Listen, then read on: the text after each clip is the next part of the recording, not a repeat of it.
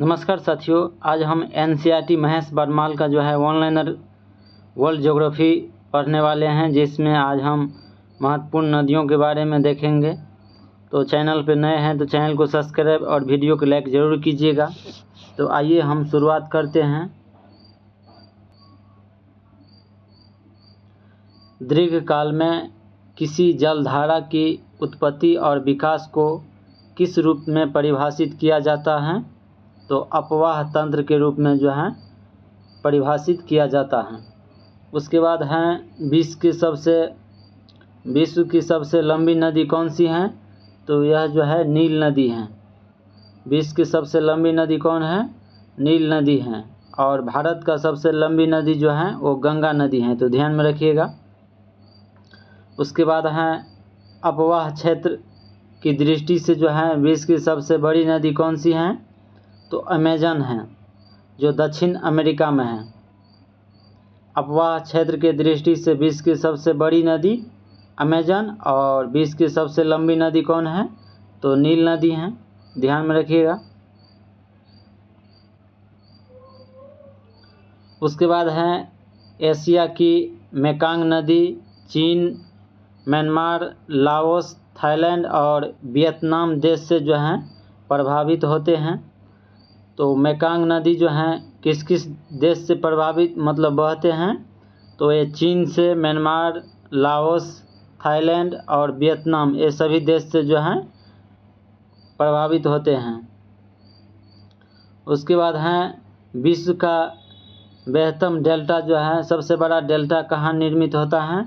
तो ये गंगा और ब्रह्मपुत्र नदी के जो है संगम पर बनते हैं, जो विश्व के सबसे बड़ा डेल्टा का निर्माण करता है, गंगा और ब्रह्मपुत्र नदी।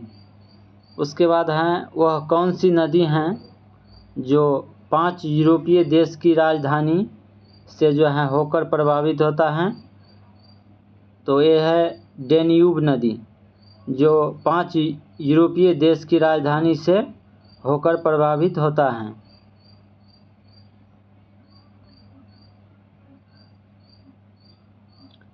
उसके बाद है अफ्रीका महाद्वीप की कौन सी नदी मकर रेखा को 2 बार काटती है? यह है लिम्पोपो नदी। लिम्पोपो नदी जो है वो अफ्रीका महाद्वीप की नदी है, लेकिन मकर रेखा को 2 बार काटते हैं।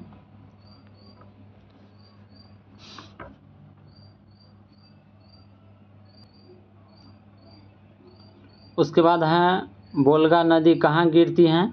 यह जो है कैस्पियन सागर में गिरते हैं। वोल्गा नदी जो है कैस्पियन सागर में गिरते हैं। उसके बाद है स्विट्जरलैंड, जर्मनी तथा नीदरलैंड से प्रभावित होने वाला कौन सी नदी भ्रंश घाटी से प्रभावित होता है? ये राइन नदी है। राइन नदी जो है स्विट्जरलैंड, जर्मनी, नीदरलैंड से प्रभावित होने वाली नदी हैं, जो भ्रंश घाटी से बहते हैं। उसके बाद है वह देश जो अड़िये अपवाह का उदाहरण है, ये श्रीलंका है। श्रीलंका जो है वह देश है जो अड़िये अपवाह का उदाहरण प्रस्तुत करता है।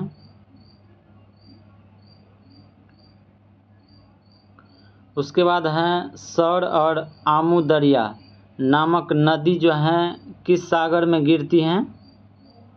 ये अरल सागर में गिरते हैं। सौर और आमू दरिया एक प्रकार के नदी हैं, जैसे क्वेश्चन भी पूछते हैं। सौर और आमू दरिया जो हैं पठार हैं, पर्वत हैं, नदी हैं, तो ये दोनों जो हैं नदियां हैं जो अरल सागर में जाके गिरते हैं। उसके बाद है काला सागर में गिरने वाले प्रमुख नदी कौन सी हैं? तो नीपर नदी, उसके बाद है डेन्यूब नदी, निस्टर नदी और डॉन नदी, ये सभी नदी जो हैं काला सागर में जाके गिरते हैं। उसके बाद है डेल्टा का निर्माण किस स्थान पर होता है? तो छिछले समुद्र में जो है, वहाँ जहाँ जो समुद्र में पानी गिरते हैं, नदी का मुहाना रहता है, वहाँ पर डेल्टा का निर्माण होता है। उसके बाद है इटली की सबसे लंबी नदी जिसे इटली की जो है गंगा भी कहते हैं, कौन सी नदी है? वह जो है पो नदी है। पो नदी जो है इटली की सबसे लंबी नदी है, जो इटली की गंगा भी कहते हैं।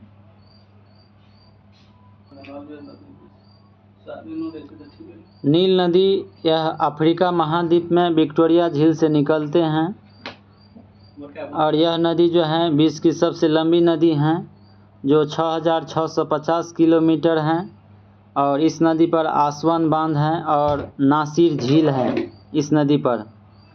उसके बाद है अमेजन नदी। यह नदी आयतन की दृष्टि से विश्व की सबसे बड़ी एवं लंबी में विश्व की दूसरी सबसे लंबी नदी है। यह जो है 6,400 किलोमीटर बहते हैं। उसके बाद है मिसिसिपी मिसौरी नदी। यह जो है उत्तरी अमेरिका की ये नदियाँ विश्व का सबसे बड़ा नदी तंत्र बनाता है और यह नदी जो है पक्षी के पाँव के आकार का डेल्टा बनाता है। उसके बाद है रियो ग्रांडे नदी। यह नदी संयुक्त राज्य अमेरिका और मैक्सिको की सीमा बनाती हैं। उसके बाद है सेंट लॉरेंस नदी। यह नदी जो है यह विश्व का व्यस्तम आंतरिक जल परिवहन मार्ग है और नियाग्रा जलप्रपात इसी नदी पर स्थित है। उसके बाद है कोलोराडो नदी। यह विश्व की प्रसिद्ध ग्रैंड कैनियन एवं होमर बांध इसी नदी पर जो है स्थित है।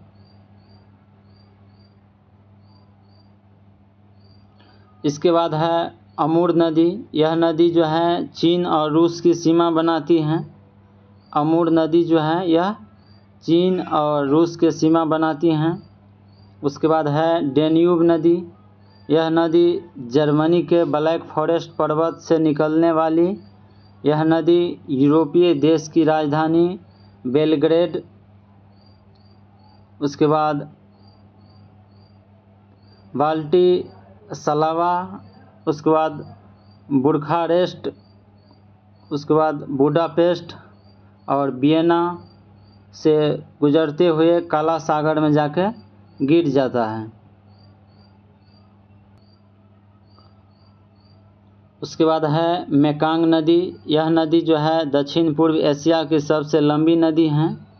मेकांग नदी जो है दक्षिण पूर्व एशिया की सबसे लंबी नदी है। उसके बाद है बोल्गा नदी। बल्दाई पहाड़ी से निकलने वाली यह नदी जो है कैस्पियन सागर में गिरते हैं और यह जो है यूरोप की सबसे लंबी नदी है। उसके बाद है नाइजर नदी। नाइजर नदी गिनी की खाड़ी में जो है गिरने वाली यह नदी तेल नदी के नाम से भी प्रसिद्ध है। उसके बाद है जाम्बेजी नदी। जाम्बेजी नदी जो है वो विक्टोरिया जलप्रपात और करीबा बांध इसी पर स्थित है और यह अफ्रीका महाद्वीप की चौथी सबसे लंबी नदी है। जाम्बेजी नदी जो है ये अफ्रीका महाद्वीप की चौथी सबसे लंबी नदी है। उसके बाद है कांगो जैरे नदी। यह नदी विषुवत रेखा को 2 बार काटते हुए पार करती हैं और स्टैनले और लिविंगस्टोन जलप्रपात इसी पर स्थित हैं। उसके बाद है लिम्पोपो नदी। यह दक्षिण अफ्रीका के हाईवेल्ड से निकलने वाली यह नदी मकर रेखा को 2 बार काटती हैं, तो ध्यान में रखिएगा। कांगो जैरे नदी विषुवत रेखा को 2 बार काटती हैं। लिम्पोपो नदी जो है मकर रेखा को 2 बार काटते हैं और माही नदी जो है भारत की यह नदी कर्क रेखा को 2 बार काटती है। माही नदी भारत की यह नदी जो है कर्क रेखा को 2 बार काटती हैं। तो बार बार ये क्वेश्चन एक जो है सभी एग्जाम में पूछे जाते हैं, तो ध्यान में रखिएगा।